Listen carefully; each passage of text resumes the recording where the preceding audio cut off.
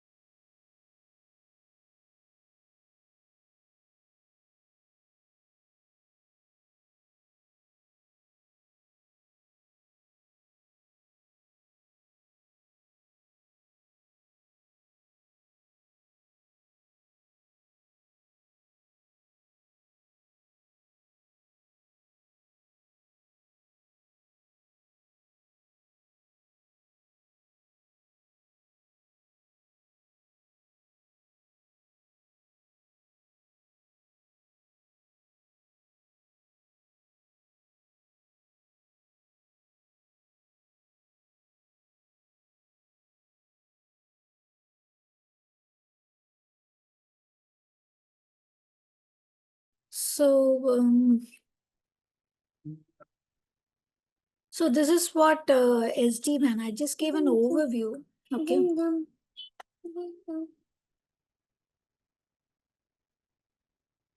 All right.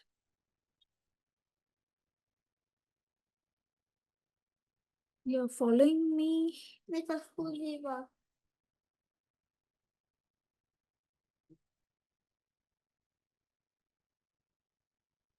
Yeah. Okay. So the other one, no, like you asked for IPsec also, right? So what this IPsec is, say this is a branch office, another branch office connecting through internet. Okay, connecting through internet. There's no MPLS line connecting through internet, but we can have a dedicated internet line. Okay, a dedicated internet line where we create a IPsec tunnel. So this is A, B, right? For site A, we need to set the peer as B. And for site B, we need to set the peer as A. So we can create a IPsec tunnel between these two, though it is on the internet also, so that the traffic is more secure, okay, and reliable with encryption inbuilt in that IPsec. So it is also going to use an algorithm. So based on that, the data is going to be encrypted, and there's going to be a separate tunnel, a logical tunnel or a virtual tunnel created between site to site. Okay, that is IPsec. So in that way, The traffic between the locations need not go to the data center and then come back. For communication of site A to B, need not go to data center, check for routing, and then come back to B. So the routing does not going to happen like that. Why? Because there's a tunnel already established over here. So the traffic between these locations will go on that tunnel, and any other traffic apart from the site to site, it will go through the normal internet line. Normal internet line to reach the data center or to reach a different office, okay, in a different location. That's how the traffic flows. But if you could, so for establishing an IPsec over internet, you need to define source destination. What is your peer for this location? What is your peer? So only one-to-one site can be established for a tunneling from site A to B. You cannot put site A to B, A to B, A to C. No, multiple cannot be done. One-to-one you can establish.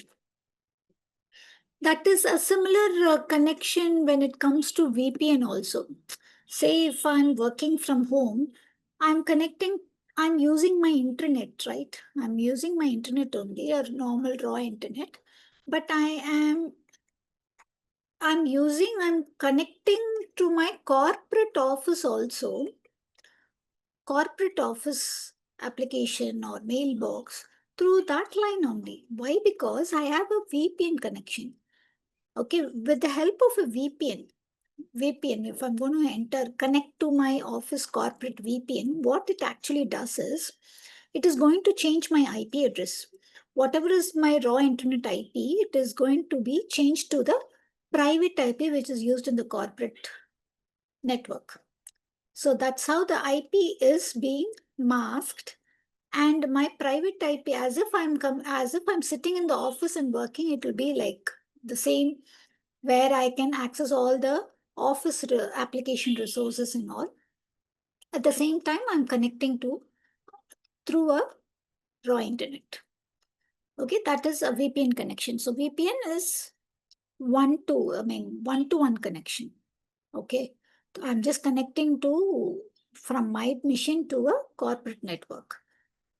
Site to site is through the IPsec tunnel. So one branch office connecting to a different branch office, we can use a IPsec tunnel. So both the ways, it is going to be secure only. The connection goes through the internet in a secured form with the encryptions enabled. Okay, that's VPN and IPsec. So IPsec, it's a kind of a crypto configuration, we will use to say. So you want to apply some set of configuration, a predefined configuration. Only we need to configure that. Only thing will be changed is the IP address of this regional IP. So from year to year, we need to interchange the IP, and the remaining configurations and all are same only. If you're going to configure same at both the end router, then the tunnel is going to established, right? So that is IPsec. Okay. Then VPN, SD-WAN and all. It's okay. So anything else you want to know or discuss now?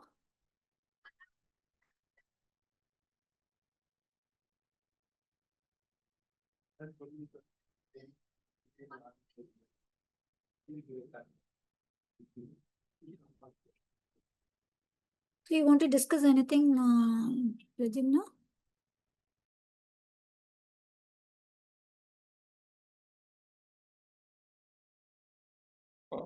Currently, no.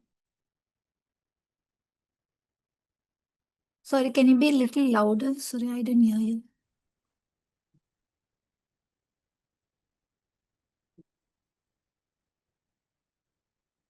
You can type the definitions and share it with me.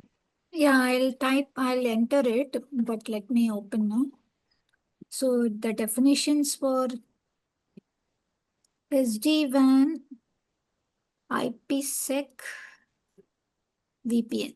Okay. I'll update in the sheet. Yeah. Yeah, sure.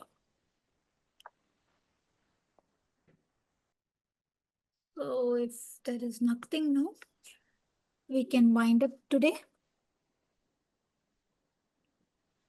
Okay. What topics are left? Sorry? What topics are left? The wireless one is left. Mm-hmm. Like what you'll call in wireless? Okay, in wireless, I will explain you about autonomous APs, lightweight APs, how it is getting connected to the controller, what configurations to be applied on the switch level for connecting the APs.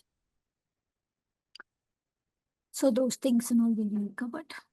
How actually the connectivity or the architecture for an autonomous AP and a lightweight AP will look like. How the connection goes. Okay. So that will be the final topic. Okay. So that will be covered on Monday. And on Monday itself, if you have any other questions, we can take it up or we can take it up on one more session. So Mm, that's it.